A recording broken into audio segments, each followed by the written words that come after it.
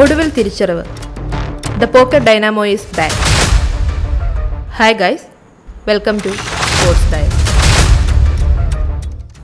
Indian cricket ടീമിന്റെ pocket dynamo Ishan Kishan തിരിച്ചുവരുന്നു എന്ന വാർത്തയാണ് ക്രിക്ക് ബസ് റിപ്പോർട്ട് ചെയ്തിരിക്കുന്നത്. അവധി അവസാനിപ്പിച്ച് ആഭ്യന്തര ക്രിക്കറ്റിൽ ശ്രദ്ധ കേന്ദ്രീകരിക്കണമെന്ന നിർദ്ദേശത്തെ കിഷൻ പൂർണ്ണമായും അവഗണിച്ചിരുന്നു. ദേശീയ ടീമിലെ പല സീനിയർ താരങ്ങളും രഞ്ജി മത്സരങ്ങളിൽ മുഴുകുമ്പോഴായിരുന്നു കിഷന്റെ ഈ പിന്മാറ്റം. ദക്ഷിണാഫ്രിക്കയ്ക്കെതിരെയായ T20 പരമ്പരയാണ് ഇഷൻ അവസാനമായി ഇന്ത്യക്ക് വേണ്ടി കളിച്ചത്. കുടുംബപരമായ കാരണങ്ങൾ പറഞ്ഞ് നവംബറിൽ ഇഷൻ അവസാന മാച്ച് കളിച്ചു. ഡിസംബറിൽ ഇന്ത്യയുടെ ടീമിൽ നിന്ന് തന്നെ പുറത്താവുകയും ചെയ്തു. BCCIയുടെയും മുൻ കോച്ച് ദ്രാവിഡിന്റെയും അപ്രീതി പിടിച്ചുപറ്റുകയും ടീമിൽ നിന്ന് പുറത്താവുകയും ചെയ്ത മുൻ വിക്കറ്റ് കീപ്പർ ബാറ്ററായ ഇഷൻ കിഷൻ ആഭ്യന്തര ക്രിക്കറ്റിന്റെ പുതിയ സീസണിൽ സ്വന്തം സംസ്ഥാനമായ ജാർഖണ്ഡിന് വേണ്ടി കളിച്ചുകൊണ്ട് ദേശീയ ടീമിലേക്ക് മടങ്ങി വരുവാനാണ് നീക്കം.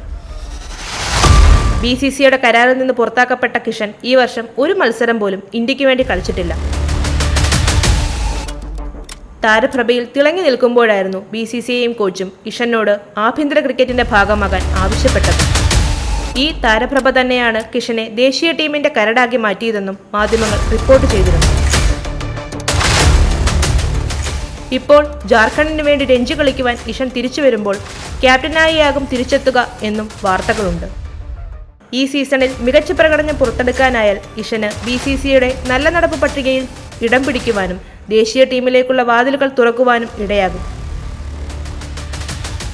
ഇഷന്റെ വരവോടുകൂടി ആരുടെയൊക്കെ വാതിലുകളാണ് കൊട്ടിയടക്കപ്പെടുക എന്നതാണ് ഇപ്പോൾ സുപ്രധാന ചർച്ച.